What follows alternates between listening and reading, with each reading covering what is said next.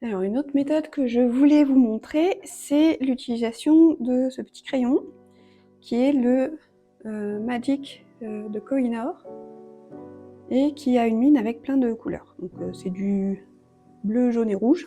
J'ai pris la version classique. Et donc quand on dessine avec, voilà, on a le droit à toutes les couleurs de façon random. Donc voilà, au fil du hasard, on a la couleur qui vient avec. Alors pour ça, moi je trouve ça très bien. On peut beaucoup l'utiliser pour faire des contours comme ça qui sont très colorés, mais on peut aussi s'en servir comme si c'était un crayon de couleur normal et faire voilà, des dégradés. On peut faire des choses comme ça si on mélange tout. Après jouer sur un peu plus jaune pour la couleur, un peu plus bleu pour le foncé. Donc là on a les trois valeurs dans un seul crayon. Le bleu c'est le foncé, le rouge c'est le médium et le jaune ça va être le clair. Donc en fonction de comment on trouve. En fait il y a une petite logique, c'est-à-dire que quand on commence à être bleu, on sait que ça va être bleu un moment avant que ça passe à la couleur d'après. Donc on peut jouer un petit peu là-dessus pour pouvoir un petit peu contrôler les couleurs. Vous voyez là on va passer au rouge. On a du rouge, ah oui, on a du vert aussi. Ah non, c'est le bleu et le jaune qui font du vert. Donc voilà. Donc ce qu'on peut faire, c'est avoir une forme. Et puis après, voilà, lui faire des contours. Ou alors, voilà. Et on peut s'amuser. Moi j'aime bien quand il est bien taillé. Parce que là, il est un petit peu trop large. Mais voilà, on peut faire beaucoup de choses avec. Donc je vais vous montrer ce que j'ai fait avec.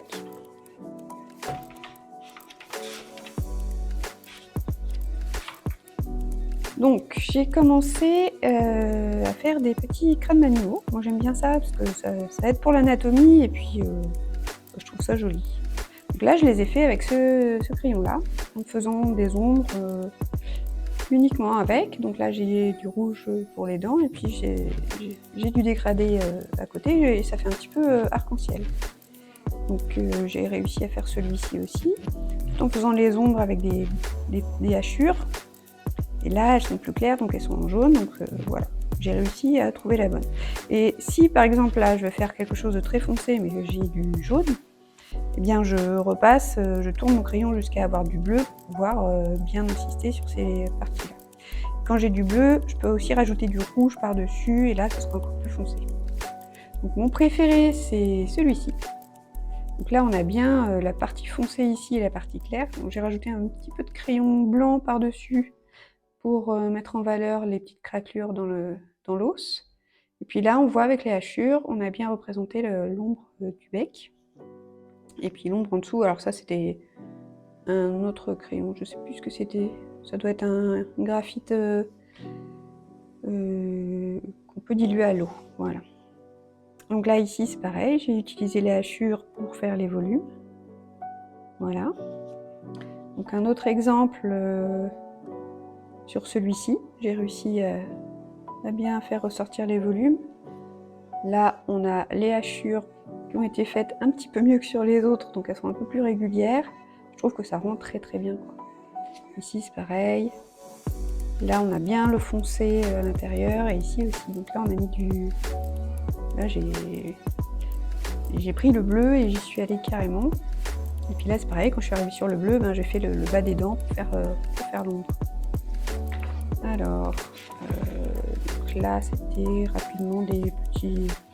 Celui-là, j'en suis pas très fière, celui-là non plus, mais j'aime bien celui-ci. Donc celui-ci, j'ai rajouté du Posca blanc juste pour faire les éclats dans l'œil, mais j'aimais beaucoup les traits comme ça et le côté multicolore ici.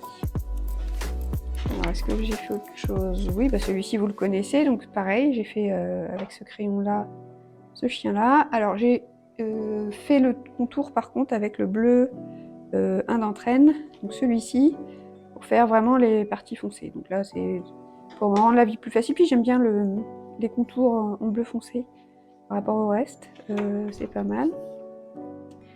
Donc j'ai continué avec celui-ci. et le petit lévrier qui part à l'aventure. Donc ceux-là, vous les avez déjà vus dans d'autres vidéos. Voilà. Ce que je peux vous montrer aussi, c'est tout cela. Alors ils ont des petits noms maintenant parce que on leur a trouvé des noms. Et tous ces chiens-là ont été faits avec ce crayon-là. Et donc voilà le résultat. Moi je trouve ça très joli. Et vraiment c'est vraiment amusant de le prendre en main. Au début on ne sait pas trop quoi faire avec.